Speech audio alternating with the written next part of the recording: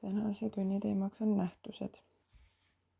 Nähtus kõige üldisemas mõistes tähendab seda, et toimub mingi muutus.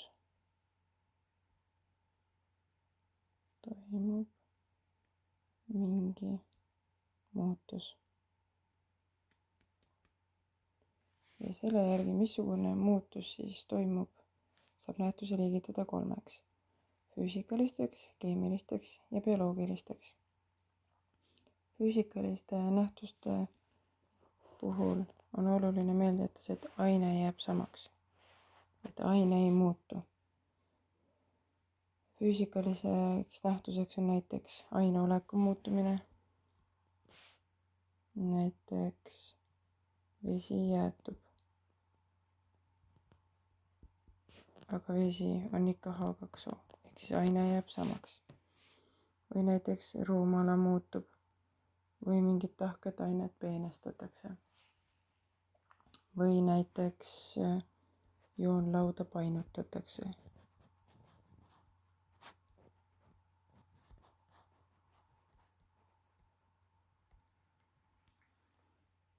Või näiteks see, et kuu annab meile täiskuu ööl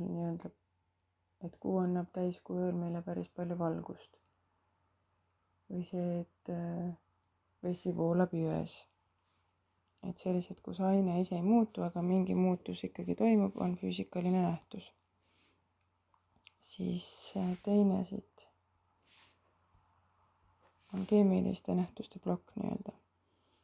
Ja need on sellised nähtused, kus toimub mingi keemiline reaktsioon. Ehk siis peavad tekkima mingid uued ained. Näitena on mul siin slaidi peal toodud raua roostetamine ja põlemine.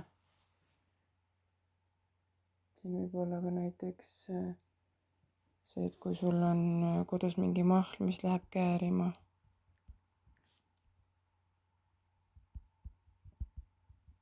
Et siin muutuvad siis selle mahla lõhn, maitse ja hakkavad gaasimullikesed eralduma. Ehk siis tavakeeles me ütlemegi, et läheb käärima. Ja kuna maitse ja lõhn ja kõik on muutunud, siis järelikult on seal uued ained tekkinud. Või siis näiteks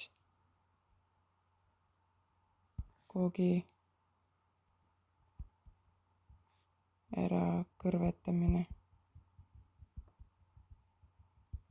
Kas siis pannkoogi kõrvetamine panni peal või unustad mingi koogi, mida sa teed liiga kauaks ahju, siis see läheb nii-öelda kõrssama, läheb mustaks ja seda enam süüa ei taha, et ta ei ole enam selle sama maitsega, mis ta olema peaks. Ja kolmas liik nähtusi on bioloogilised nähtused. Ehk siis need toimuvad elusorganismidega. Ükskõik siis kas siis taimede, loomade või seentega. Näiteks paljunemine, kasvamine. Ükskõik siis kas siis inimeste, loomade, taimede. Näiteks mingi taime kasvamine seemnest, mis kasvab siis selliseks, mis hakkab pärast õitsema. Või siis vananemine, et inimestel nahk läheb kortsuliseks ja juuksed halliks. Või siis näiteks see, et karu magab talveund, on ka seotud sellega. Et ta on elusorganism, bioloogiline nähtus on järelikult see. Ja järgmisena on sul nähtuste teemal vaja ära lahendada 2 ülesannet. Ja ma arvan, et sa saad sellega hästi hakkama.